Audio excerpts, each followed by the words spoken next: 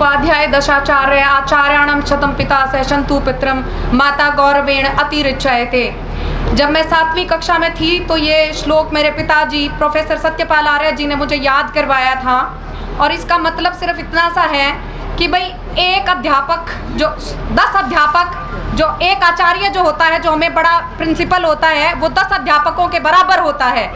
और ऐसे ऐसे 100 प्राचार्यों के बराबर एक पिता होता है, और ऐसे ऐसे 1000 पिताओं के बराबर एक माता होती है।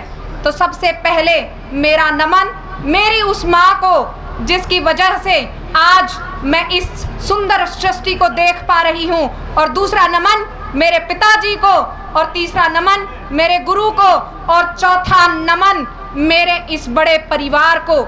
मैं आज से पहले सत्यता में ये बात जानती ही नहीं थी कि मैं इतने बड़े परिवार की मालिक हूँ, क्योंकि आज के दिन जिस कदर असुरक्षा की भावना इस समाज के अंदर व्याप्त है, तो मैं ये नहीं समझ पा रही कि इतने बड़े परिवार के मौजूद होते हुए कोई भी बेटी, कोई भी बेटा असुरक्षित कैसे हो सकता है। माफ कीजिएगा, मैं कहने तो कुछ और आई थी, परंतु मैंने यहाँ पर बड़ी बड़ी मंच की अभिव्यक्तियां बहुत कुछ सुना, तो मेरे मन में एक बात आई कि मैं तो अपनी पीड़ा ही रख कर जाऊंगी। जो मेरे दिल में जो पीड़ा बसी है, उसका उत्तर मैं अपने माता पिता, अपने ताऊ चाचा और यहाँ पर बैठे हर व्यक्ति से जानना चाहूंगी।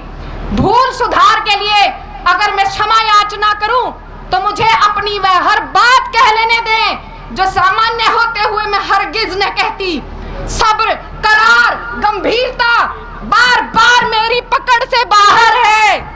मैं उस सार्वजनिक स्थान पर जाने से डरती हूँ जहां प्रदूषण की बीड़ियां फूंक फूंक कर मेरे देश की आजादी बूढ़ी हो गई।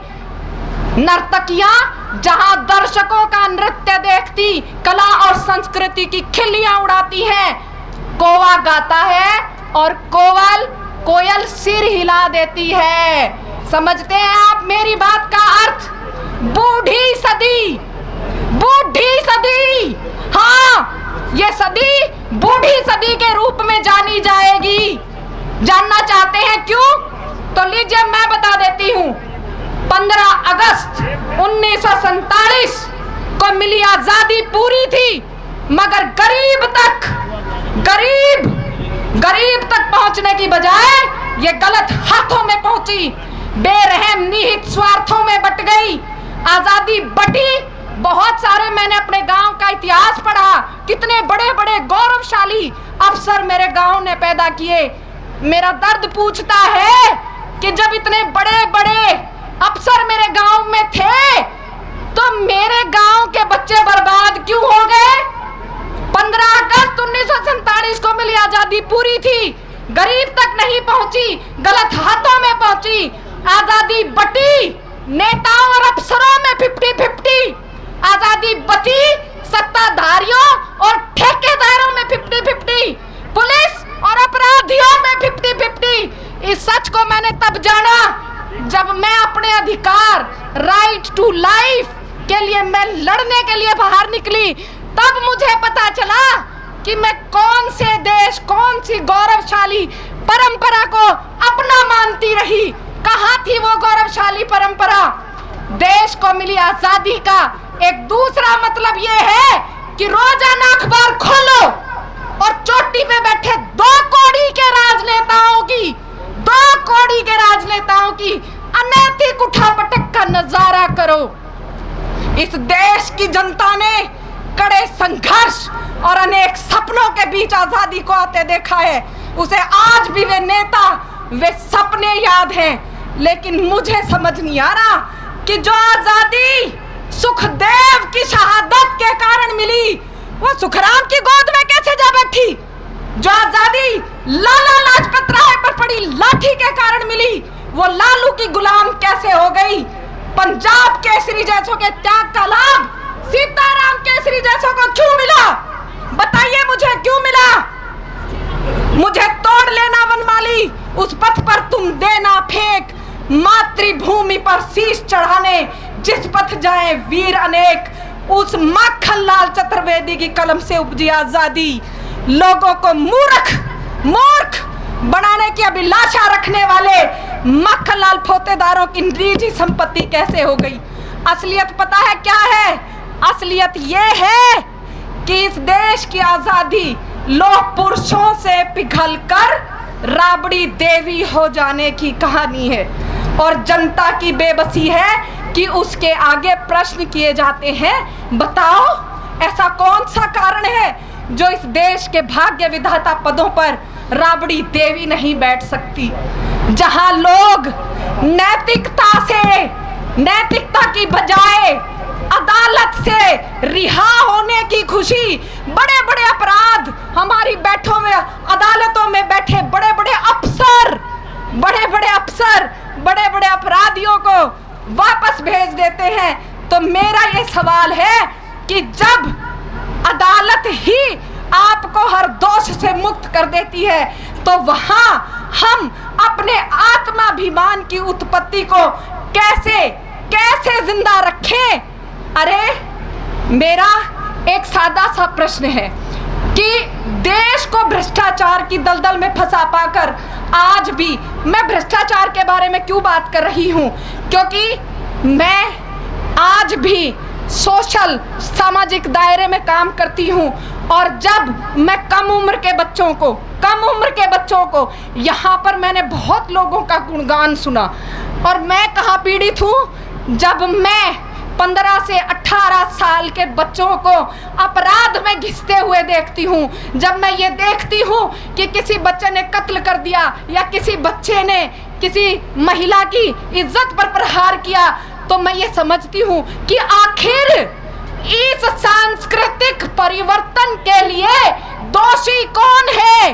कौन है दोषी? आप में से मुझे बताइए। आज आप उन लोगों का गुणगान कर रहे हैं कि भाई हमारे गांव से 5 बच्चे IAS अफसर बन गए, 50 क्यों नहीं बने? 50 क्यों नहीं बने? बाकी के 50 का ठेका कौन उठाएगा? बताइए मुझे, कौन उठाएगा उन 50 का ठेका? इसने ये किया, उसने ये किया। युवा पीढ़ी कितना नेतृत्व है मैं यहाँ देख पा रही हूँ। जितने लोग बोले वो 60 साल से ऊपर के बोले। वो मेरे भाई वो कहाँ है? कहाँ है वो मेरे भाई जिनका, अरे ये जो सदी है ये बूढ़ी सदी है। यहाँ पर हर शख्स बूढ़ा है, यहाँ हर सोच बूढ़ी है। मेरा विश्वास कीजिए, नौजवानों की रगों में खून बहने वाला खून बूढ़ा है। प्रश्न कौन पूछेगा? और इस एक वक्त था जब छोटे भाई ने भगवान रामचंद्र की चरण पादुका रख करके राज चला दिया, और एक बेटा बाप के कहने से 14 वर्ष जंगल में काट आया। परंतु आज पिता ने जैसे ही पुत्र के नाम संपत्ति की, पुत्र ने पिता को ही निकाल दिया। अगर मैं आपसे पूछूं कि ये विनाशकारी परिवर्तन हुआ कैसे, मुझे समझाएं। ये विनाशकारी परिवर्तन के लिए दोषी कौन है? देश को भ्रष्टाचार की दलदल में फंसा पाकर आज भी वो हजारों लाखों करोड़ों आंखें नम हैं जो स्वाधीन भारत में स्वराज के नाम पर सुराज की प्रतीक्षा में थी। घर में रोशनी 100 दियों से नहीं, एक से भी हो जाती है। देखना यह है कि हमारी रावण वृत्ति उस एक को भी बुझा ना दे। हर सूर्यास्त के बाद सूर्योदय होता है, दुख के बाद सुख जरूर आता है। अंधेरों में गुम जिंदगी का सामना उस जालों से जरूर होता है। लेकिन आज के दिन जब रात के बाद सुबह आती है तो सामना किससे होता है? मुझे बताएं। रक्त रंजित समाचारों से। कहीं उग्रवाद की वजह से घर में कमाने वाला ना रहा, कहीं राजनीतिक स्वार्थों ने खून बहाया। तो जिस देश के हजारों गांव में पीने का पानी, बिजली, प्राथमिक शिक्षा आज भी मोहताज है, तो मुझे बताइए विकास किसका हुआ है? विकास हुआ है राजनेताओं के महलों का विकास। जा करके देख लीजिए। क्यों आप अपने हल्के के MLA MP से मिलने जाते हैं तो बिना उम्र का लिहाज किए आप लोगों को लाइन में लगे रहना पड़ता है। तो मुझे ये बताइए कि जिन लोगों को आपने अपनी सेवा के लिए सत्ता में बिठाया वो आपको लाइन में कैसे लगा सकते हैं? गलती किसी के लाइन में लगाने वाले की नहीं है, गलती लाइन में लगने वाले की है। अगर हम इस बात को समझें कि हम मिटते नहीं, इसीलिए हम सनातन हैं, हम शिक्षा के इच्छुक हैं, इसीलिए हम सिख हैं, और हम समाज सुधार चाहते हैं, इसीलिए हम आर्य हैं, हम बौद्धिक विकास चाहते हैं, इसीलिए हम बौद्ध हैं, और हम जीवन में संयम को आवश्यक समझते हैं, इसीलिए हम जैन हैं। हिंदू धर्म विशाल वटवृक्ष है, परंतु राजनीति एक ऐसी चीज है जो धर्म और जाति के छोटे से प्रहार से बिखर जाती है। और मैं आपसे प्रश्न पूछती हूँ कि बगैर राजनीति में अच्छे लोग आए, आप कौन से परिवर्तन की इच्छा कर रहे हैं? यदि आप अपना वोट चोर को, अपराधी को, दूसरों के पैसे ठगने लूटने वालों को देंगे, तो आप अपने बच्चों के भविष्य की क्या कल्पना करते हैं? मेरा आपसे दिली अनुरोध है कि जब भी आप चुनाव लड़ने जाएं, या चुनाव लड़ता कोई नेता नहीं, चुनाव असल में जनता लड़ती है। अगर आप अपना वोट किसी शिक्षित और सही दिशा में काम करने वाले व्यक्ति को दें, तो मेरा यकीन मानिए, ना तो आपके बच्चे नशे के शिकार होंगे, ना ही बच्चे आपके शराब पिएंगे। कभी सोचा है शराब आती कहाँ से है? अभी डीजीपी साहब की एक रिपोर्ट आई थी जो आपने नहीं पढ़ी होगी, लेकिन मैंने पढ़ी थी। इस देश के बड़े बड़े मंत्रियों के नाम लिखे हुए थे, जिनके घरों से वो शराब चलकर हमारे बच्चों के पास आ रही थी। तो सोचने की जरूरत हमें है, राजनेताओं को नहीं। मेरा आपसे, जब मैं दर दर की ठोकरें खाकर इन नेताओं के सामने भीख मांगती हुई जा रही थी, तब मुझे ये बात समझ में आई कि मेरे जैसे जाने कितने जो है पढ़े लिखे लोग कैसे अनपढ़ लोगों के, जिन्हें पता ही नहीं कि संविधान क्या है, आपको बोलना क्या है, आपको वहां नीतियां किस प्रकार निर्धारित करनी है, तो ऐसे लोगों से आप अपने बच्चों के भविष्य की क्या उम्मीद लेकर के बैठे हैं? याद रखिए, अगर भगत सिंह ने कुर्बानी नहीं दी होती तो लिख लीजिए मुझसे, आप आजाद नहीं होते। और आज ये बेटी दुख से भरी अपने पिताओं से ये सवाल कर रही है कि हमारे भाग्य का निर्धारण कौन करेगा? अगर आप चुप बैठे रहे तो हमें तो आत्महत्या करनी ही होगी। हम तो ऐसे ही दारू पी के दिशाहीन होके हमें तो भटकना ही है। कृपया शिक्षा को समाज के अंदर एक निर्धारित स्थान दें। और मेरे गांव से जितने IAS, IPS, HCS अफसर बने हैं, मैं उनसे अनुरोध करती हूँ, कृपया गांव में बैठें और मेरे अपनी तरह जिस दिन वो इस गांव से 50-100 बच्चों को IAS अफसर बनाकर मेरे गांव का माहौल बदल देंगे, उस दिन ये मैं मानूंगी कि उन्होंने इस गांव में पैदा होने के कर्ज को इन्होंने पूरा किया है। अगर इसके अलावा अब वो अपने स्वयं की प्रगति को प्रगति समझ बैठे हैं, तो इससे करारा तंज, इससे भयावहता कभी हमारे बच्चे, जब हम आपका नाम लेंगे तो वो श्रेष्ठ और इज्जतदार शब्दों में लिया जाना चाहिए। मैं सिर्फ इतना चाहती हूँ कि कैसे नजर मिलाएगी 21वीं सदी, जाते हुए ल जाएगी 21वीं सदी।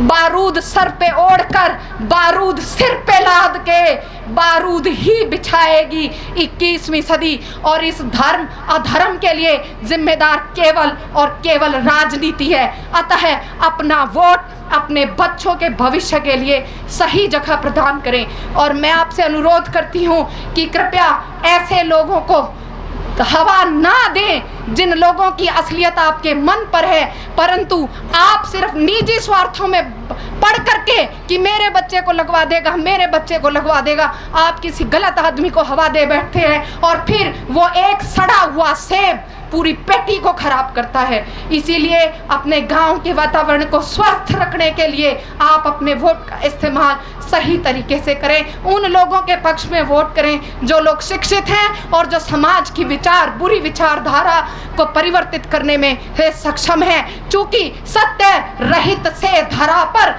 कभी धर्म न होगा, सत्य रहित धरा से धरती पर कभी धर्म न होगा, और धर्म रहित धरा पर कभी सुंदर कर्म न होगा। और कर्म करेगा वही धैर्य को धरने वाला और धैर्य धरेगा वही सत्य पर मरने वाला। धन्यवाद। और ये मैं आपको इंफॉर्मेशन दे देती हूँ कि स्वामी दयानंद के द्वारा लिखी गई सत्यार्थ प्रकाश की एक एक प्रति भारत विद्यापीठ कासंडी की तरफ से यहाँ पर फ्री दी जाएगी। सत्यार्थ प्रकाश को कृपया जरूर पढ़ें। धन्यवाद।